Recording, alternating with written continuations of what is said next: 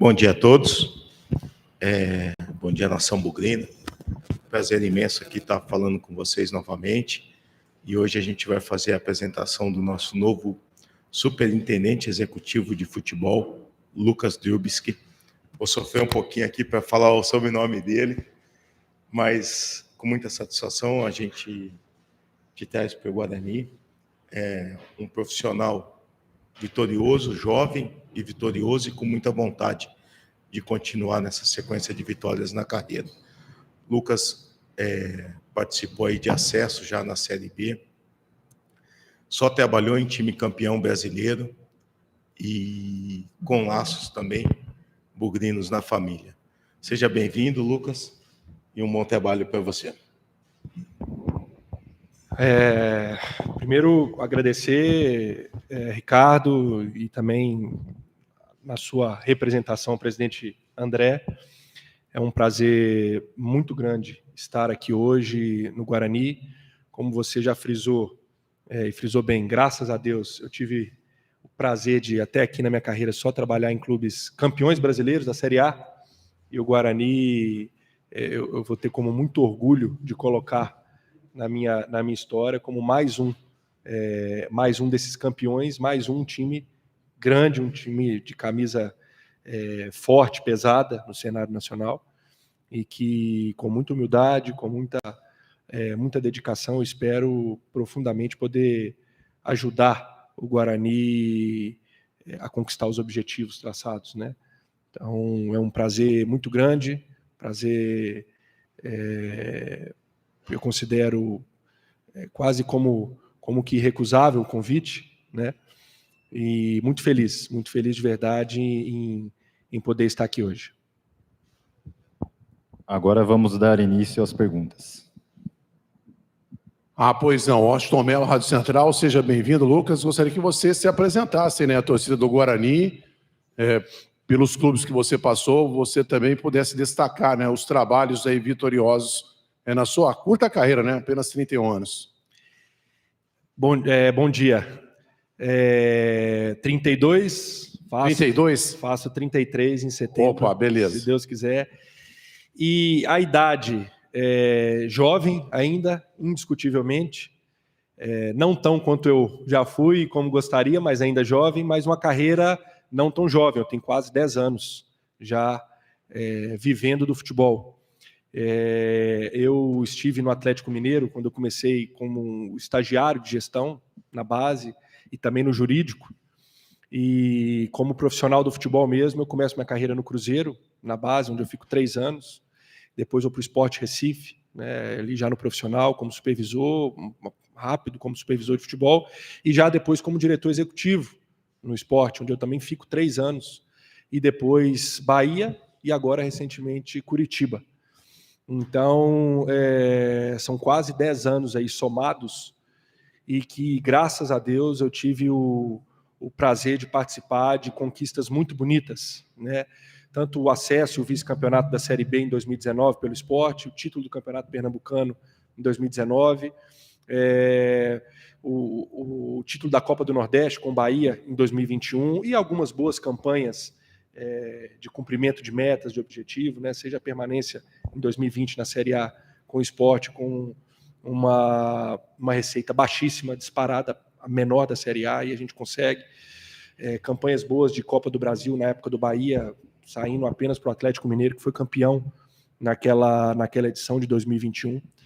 E também a gente chega ano passado no Curitiba com a missão de não cairmos de divisão, e a gente também consegue, com o trabalho em conjunto com a comissão técnica, com a diretoria, fazer a manutenção ano passado. Então, graças a Deus, até aqui eu tive passagens, como a gente já falou, por grandes clubes, e aonde eu passei, também, graças a Deus, consegui conquistar títulos, e às vezes, quando não levantei títulos, cumprir objetivos propostos, né? Então, se Deus quiser, nós vamos conseguir realizar isso aqui no Guarani, sem sombra de dúvida, tenho certeza disso, e firmes para a gente buscar um trabalho longevo aqui no clube.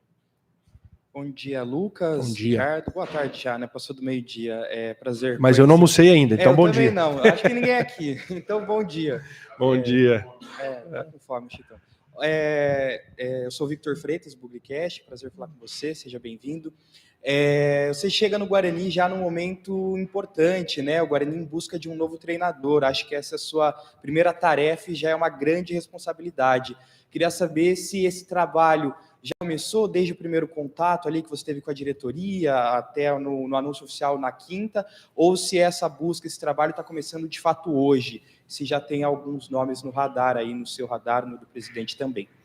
Já começou, né, desde o anúncio, inclusive, aonde eu estava, aqui nesse meio tempo, entre Curitiba e Belo Horizonte, que é a sede da minha família agora aqui em Campinas, a gente já tivemos algumas conversas, eu e Ricardo, né, com mais de um nome, inclusive, conversas boas, conversas produtivas, e a gente espera aí, de hoje para amanhã, definirmos, para tão logo definirmos, fazemos o anúncio. Eu acho que é a prioridade, nem número 1, a prioridade 0, óbvio, e tem esse momento bom aí de intervalo de 15 dias sem jogos, então para essa nova comissão técnica chegar, o quanto antes é de interesse nosso, óbvio, quanto antes chegar, para já começar a ministrar os treinos, começar a colocar aquilo que pensa do futebol junto ao nosso grupo de atletas.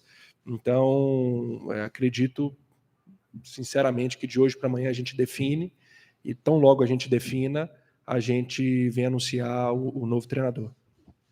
Lucas, boa tarde, Diego da IPTV Campinas, prazer falar contigo, seja bem-vindo ao Guarani. Obrigado. Ainda pegando o ensejo da pergunta do colega sobre a busca pelo novo treinador, nos últimos 3 anos, talvez, o Guarani tenha se voltado para apostas em técnicos mais jovens, né? A gente pode citar alguns nomes aí, como Carpini, Felipe Conceição, Ricardo Catalá, o Daniel Paulista e o próprio Bruno Pivetti, que estava aqui agora há pouco, né, com 39 anos. O perfil que vocês traçaram segue esse direcionamento, ou vocês, nessas conversas que já estão tendo, têm um perfil diferente, né, visado para ser o novo comandante do Guarani? Passa por isso também. Uma das primeiras conversas que eu tive com o Ricardo foi traçar o perfil para, a partir daí, a gente começar a filtrar nomes que se encaixassem no perfil que o Guarani tem como ideal para ser o comandante técnico, né, o treinador. E isso, óbvio, tem que partir da pessoa que está vinculada ao clube, e nós, como profissionais, temos que nos adequar e arregaçar as mangas para saber a maneira que a gente vai atender ao clube nas suas demandas. E, óbvio, a contratação do treinador talvez seja uma das mais importantes. Então, o perfil de jovialidade, não vou colocar a juventude, que tem a ver com inexperiência, o que muitas vezes não é verdade. O perfil de jovialidade ele é um pouco subjetivo, né? A gente tem treinadores com idade um pouco mais avançada, mas que se renovam, que têm uma cabeça fresca para aquilo ali. Eu cito até como referência o meu pai, que é um cara que dá aula para jovens e tem uma cabeça super fresca para as coisas que têm que ser estudadas para o desenvolvimento do jogo, e treinadores de idade jovem que com a cabeça um pouco mais engessada. Então, é um pouco subjetivo essa questão de um treinador jovem. A gente está buscando treinadores que a gente entende que vai agregar qualidade ao Guarani. Então, é óbvio, a gente tem algumas peculiaridades para fazer um filtro, né, daquilo que a gente tem, que a gente pode buscar no mercado, mas não, da questão da idade não é uma coisa que vai ser determinante na escolha. Porque eu falei, reforço para a terceira vez, eu acredito que isso é um pouco subjetivo, mas que a torcida do Guarani pode ter a certeza e a convicção que o nome escolhido, que a gente definir, com certeza vai ser o nome que a gente tem uma confiança muito grande para que seja o melhor para o momento para o Guarani. Tudo bem, Lucas? Antônio Lupe, Rádio CBN aqui de Tudo Campinas. Bem-vindo e sucesso no seu trabalho à frente do Guarani. Obrigado. Essa tua função, ela precisa muito de relacionamento com atletas, com os dirigentes da casa, com outros dirigentes também de outros clubes. E quando você foi anunciado, muitos torcedores falaram do relacionamento que você teve com alguns atletas que estão no Guarani e passaram com você no Coritiba, entre eles o Regis. Então, eu sei que é uma pergunta chata, mas acho que é preciso ser feita para que você fale como foi o seu relacionamento, porque quando o Regis foi apresentado, ele não gostou da forma que foi conduzida a saída dele do Coritiba para vir para o Guarani, e era você, na época, a função.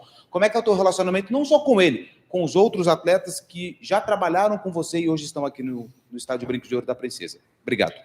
É ótimo ter feito essa pergunta, porque quanto mais cedo tirar mentira da frente, que a gente sabe que a gente está num cargo que a exposição é alta, os holofotes são fortes em cima, e muita coisa é construída baseada em mentiras e em achismos. Eu estava fazendo a conta com o Ricardo e com o presidente André, eu já trabalhei com 10 atletas que hoje estão aqui no Guarani. Os 4 que estavam comigo no Coritiba, Porfírio, Regis, Bernardo e Neilton, e vários outros, Bruninho, Valber, Lucas Araújo, jogadores da base, Felipe Crisman, Bruno Paulo, enfim, em diferentes clubes, Sport, Bahia, Cruzeiro. E eu tenho um relacionamento excelente com todos eles. Todos. Sem tirar nem pôr em nenhum. É óbvio que a gente, ao longo das nossas passagens nos clubes, a gente não vira melhor amigo de vários. Né? Na verdade, no futebol, são pouquíssimas as amizades que a gente faz e leva. Mas a maneira que eu trato, não só os atletas, com os funcionários, os diretores com quem eu trabalho, é sempre de muito respeito, honestidade, verdade e olho no olho. Sempre, sempre, com todos. Eu não privo de falar a verdade, de ser honesto com ninguém, para fingir uma relação que vai se sustentar por 1 mês, 2 meses, que a mentira sempre vai cair, uma relação forjada na mentira. Então, eu sempre falo a verdade, né? Especificamente nesses jogadores que você citou, que estão aqui, que estavam no Coritiba comigo. Eu chego no Coritiba, o Neilton já está, ele tinha sido afastado e depois reintegrado junto com outros atletas a pedido do treinador antigo, e tivemos uma relação ótima, excelente. Foi definido pela não renovação do contrato comum. O Bernardo, um jogador que eu particularmente acho fantástico, e a vinda dele para cá foi uma ajuda, que ele mesmo, o empresário, poxa, vamos colocar ele para jogar, ele precisa jogar, vamos lá, e encontramos o Guarani, uma baita de uma oportunidade para ele.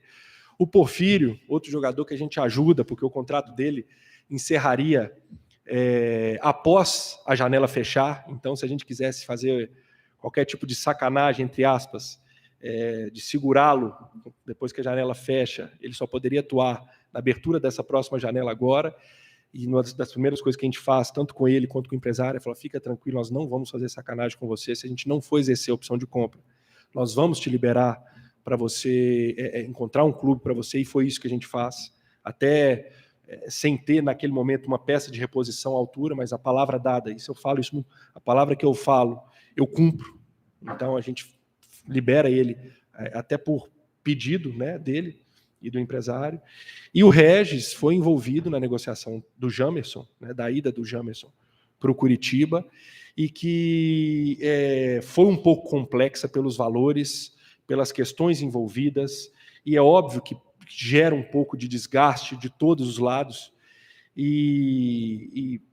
Enfim, ele sabe, a gente teve uma conversa depois, tanto logo depois da saída, na minha chegada eu fiz questão de conversar com ele, e não só com ele, com outros aqui também, que eu já tinha contato, e fui assim, extremamente já bem recebido por todos mandando mensagem: pô, vai ser, que bom que você está vindo, vai ser legal, um clube bom de trabalhar, pessoas excelentes, profissionais maravilhosos do dia a dia, diretoria, enfim, foram só elogios que eu ouvi deles. Mas voltando, gera algum tipo de desgaste. E naquele momento, e ele sabe disso, já haviam muitas pessoas participando do momento gestor ali do clube. Então, a situação não estava só na minha mão para tomar as decisões de vai ser assim, vai ser assado. O próprio Ricardo sabe disso, né? Então, não foi uma situação que estava na minha mão para eu tocar da maneira que eu entendia que seria melhor tocar.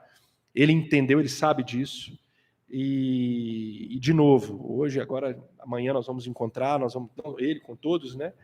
E vai manter a relação ótima, excelente com todos, né? Todos. E, de novo, eu convido vocês, colegas, que eu falo colegas da imprensa, porque a gente vai estar no dia a dia, a não ficar muito nessa coisa do achismo. É muito fácil tirar referências. Hoje a coisa mais fácil que tem é uma mensagem com 30 segundos, 1 minuto, para conversar com atletas, com funcionários, com colegas seus de imprensa, para saber como é o Lucas Drubski no dia a dia de trabalho.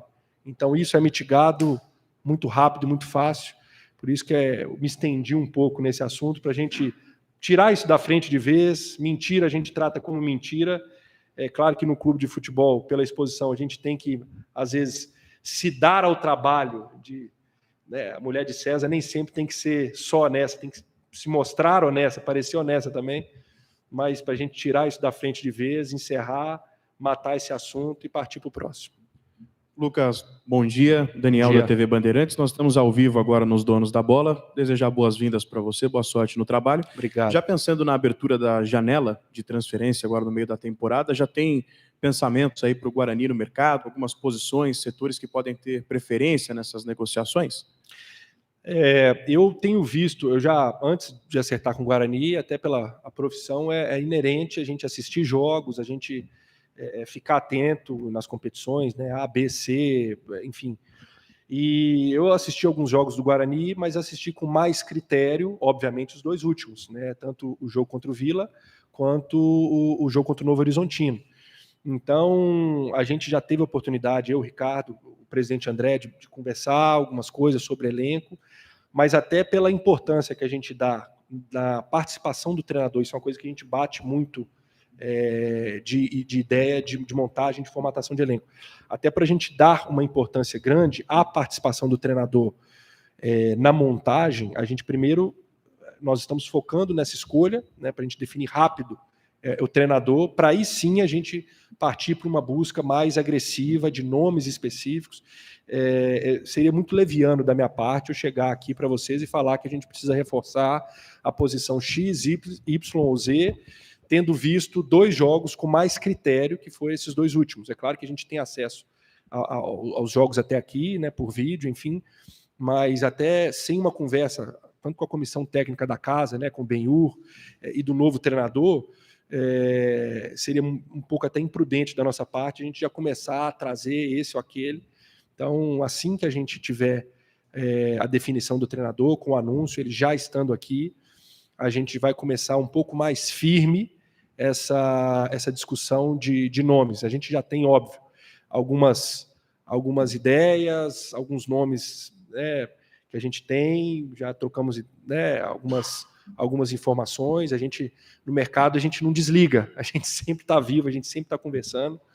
Como algum de vocês falou, o relacionamento nosso, graças a Deus, é muito bom, né? Seja com outros dirigentes, seja com empresários, enfim.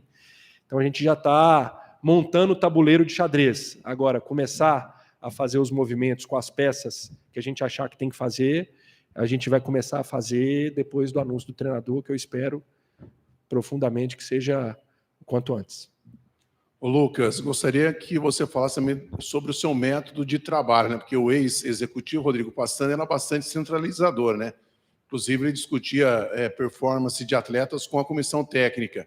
Esse é o seu perfil também? Você vai falar com o treinador sobre esquema tático, enfim, sobre atuação de jogadores, enfim. Qual que vai ser o seu perfil assumindo esse novo posto aqui no Guarani? Isso é função do diretor executivo. O diretor executivo ele tem que estar próximo ao treinador, tanto para dar sustentação, né, seja ela no ambiente político, externo, ou até mesmo dentro do clube, em relação a atletas. E eu gosto, sim, de participar de tudo que envolve o futebol. porque por mais que eu confie nas pessoas, e eu gosto de delegar sim também, porque é impossível a gente fazer tudo que precisa num clube, e é muito bom porque a gente já teve ótimas referências dos profissionais que aqui estão, mas eu gosto de estar por dentro de tudo, porque a gente consegue dar um selo de qualidade de tudo que sai, seja da parte de departamento jurídico, de contratos, seja da parte de coordenação técnica do grupo, seja do profissional, da base, de uma maneira mais segura, né? Então, eu gosto de participar sim, mas eu também gosto de delegar. Todos os clubes que eu passei, eu tive relações muito boas com os treinadores. Então, essa confiança do treinador, eu gosto de conquistar, eu não imponho. Porque a partir do momento que ele entende que eu posso estar ali para ajudá-lo nessa condução técnica do grupo, eu gosto de estar. Agora, eu não interfiro em tomada de decisão, isso eu não faço. No intervalo, eu desço no vestiário, vejo, porque faz parte da avaliação do trabalho, ver como que a comissão técnica se porta em momentos de estresse, seja para reverter um resultado, no momento de manutenção de resultado, para como que vai fazer alguma alteração que seja no jogo, faz parte do diretor executivo fazer essa avaliação também. Então, eu estou ali dentro do vestiário nesse momento, mas não interfiro, não vou entrar com o treinador e falar, tira fulano, ciclano, bota isso aí, jamais. O treinador tem a sua liberdade, a sua autonomia para fazer a função que lhe cabe, óbvio. Mas as trocas no dia a dia, ao longo do trabalho, isso aí é inquestionável, isso vai haver e precisa haver. Se não houvesse, esse profissional não poderia estar fazendo, não poderia estar sentado num cargo de um diretor executivo de um futebol profissional. Então, a maneira de trabalhar é muito assim. Eu sou adepto da gestão humanizada, então gosto de conversar bastante, gosto de ouvir todos os funcionários, do roupeiro ao presidente, passando por jogador, treinador. Então, até por isso que mitiga aquela outra questão. Eu tenho uma relação muito boa com todos. Eu gosto de ter uma relação muito boa. Mas também, quando precisa ser firme, que o cargo exige, eu não abro mão de ser firme. Então, mais ou menos por aí. Lucas, eu queria saber como que você enxerga o relacionamento da imprensa com o clube de futebol. Pergunto isso porque, desde o início da pandemia, a gente foi meio que forçado a se afastar do dia a dia do clube, né? Por conta aí das restrições de circulação, a gente não pôde mais acompanhar treinamento, foram raras as coletivas que a gente pôde presenciar fora de dias de jogo, e mesmo aí com praticamente o fim da pandemia, o relaxamento das restrições, a gente ainda não pôde voltar a acompanhar um treinamento, são raras as coletivas, né, ao longo da semana. Então, caso isso, claro, resulta até nesse tipo de boato que você foi envolvido aqui, que você respondeu na pergunta do Lupe. Então, eu queria saber como você enxerga isso, e caso você acha que isso está nas suas mãos de decidir, como que vai ser o contato da imprensa com o clube? Caso você enxerga que isso não é sua responsabilidade, eu repasso para o Ricardo a pergunta. Você repassa já para o Ricardo? Se você entender que a decisão é sua, eu gostaria que você respondesse. Agora, se você achar que não é sua, aí eu repasso para o Ricardo. Vamos lá. A comunicação e a relação do Guarani com a imprensa sempre foi uma relação muito boa. A gente procura sempre atender os profissionais da melhor maneira possível.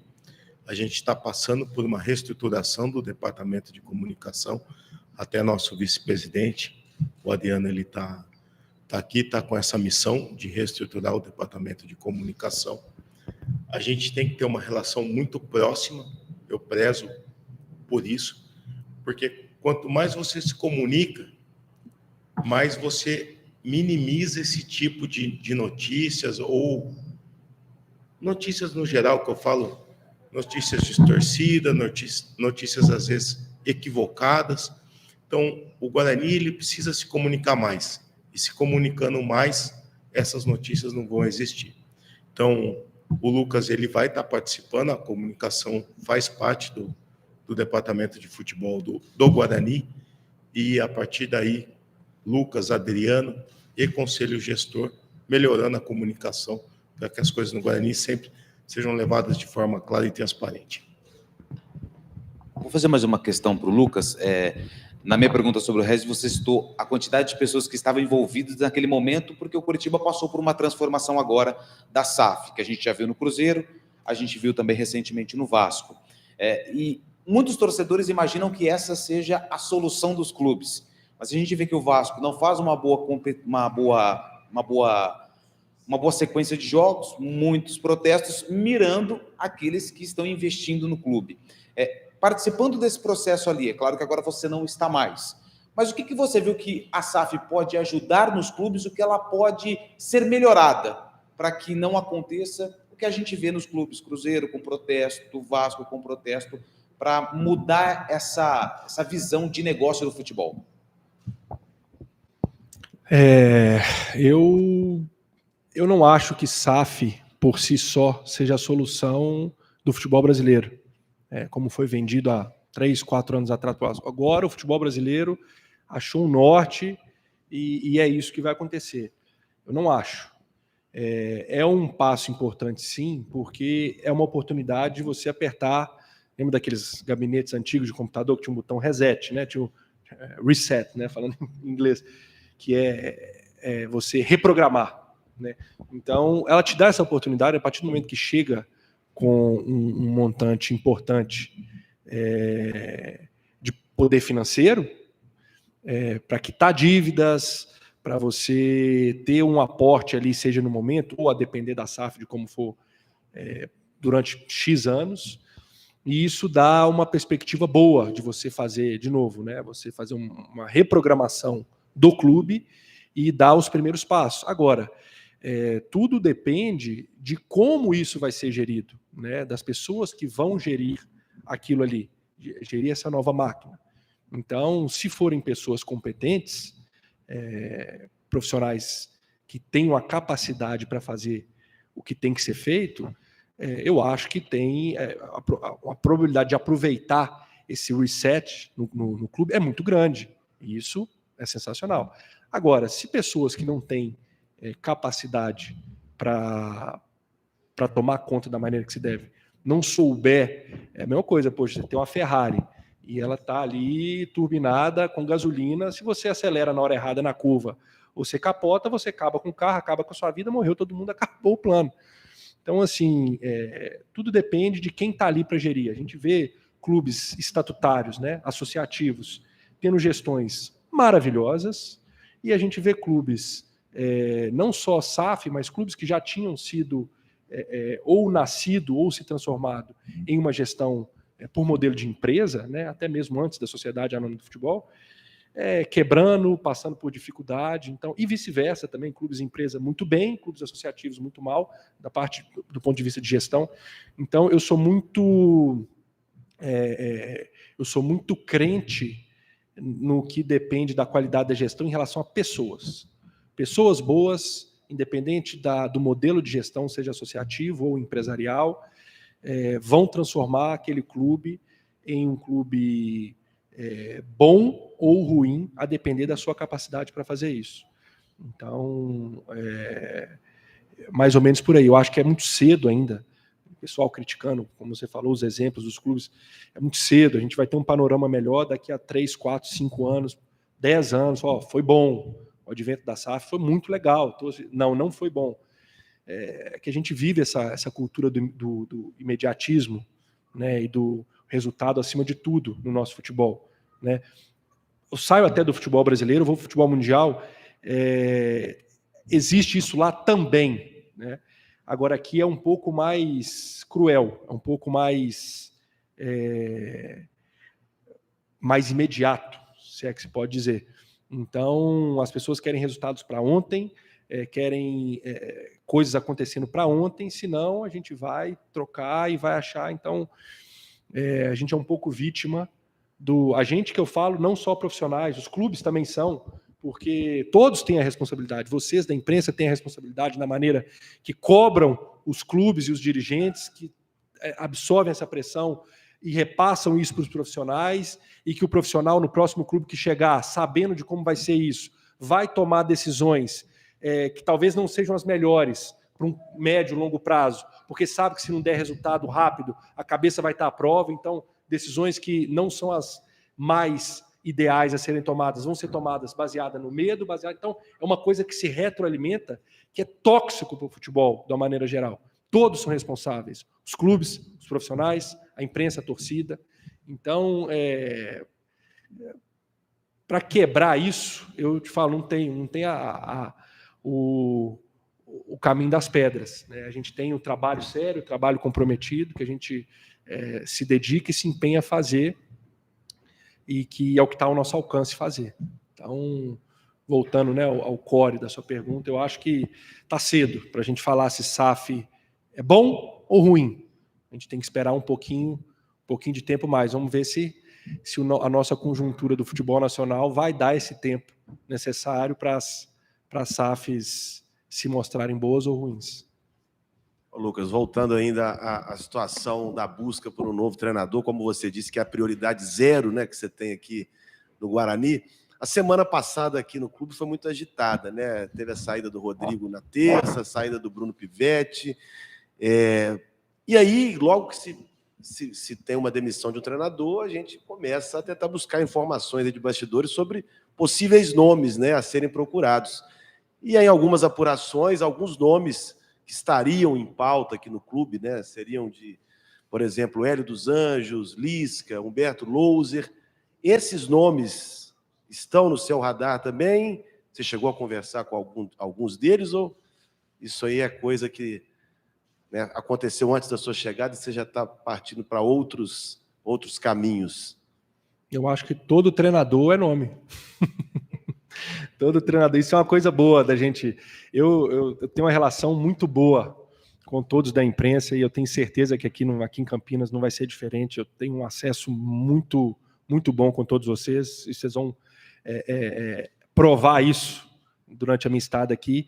Mas eu tenho uma política comigo que eu não... essas decisões estratégicas em relação a contratações, seja atletas ou treinadores, eu não costumo dar muitas pistas, porque eu já vi, eu vivenciando a situação, muitas vezes vazamento de informação prejudicar demais as negociações, seja por inflacionar, seja por um clube que está lá na Conchinchina falar, putz, o Guarani pensou naquele cara lá que nós não pensamos, vamos atravessar? Que eu já fiz isso também, porque está no jogo, está no mercado. O que eu posso fazer da minha parte é tentar evitar ao máximo. Então, todo treinador vitorioso, isso eu posso falar, o treinador que a gente vai trazer é um treinador vitorioso, é um treinador com conquistas importantes, não é nenhum aventureiro, não é um cara neófito, não é um cara que vai chegar aqui para a gente fazer experiência, é um cara que vai chegar aqui para nos entregar resultado, a gente vai cobrar resultado e tem capacidade para entregar. Então, em relação a nomes, segura a ansiedade que está perto. Acho que de hoje para amanhã a gente mata essa questão. Pois não, Ricardo, uma colocação ainda sobre a saída inesperada, né, do Rodrigo Passan na última semana. Ele deu a declaração dele, né, concedeu entrevista dizendo que se sentiu traído. E ainda não ouvimos, né, o seu lado. Gostaria que você falasse, não sei se você quer falar sobre isso, dando a versão do Guarani sobre a saída dele. Então, acho que as próprias entrevistas dele, pós-demissão, explicam aí o desligamento, né? É triste a gente ver um profissional que chega, rasga elogios para o clube, durante o trabalho faz inúmeros elogios e aí as críticas só na saída. Então, a gente deseja boa sorte para ele, que ele siga o caminho dele, mas o foco nosso está agora na chegada do Lucas, na decisão do novo treinador e vida que segue. Está encerrada a entrevista coletiva de apresentação do Lucas Drubsky.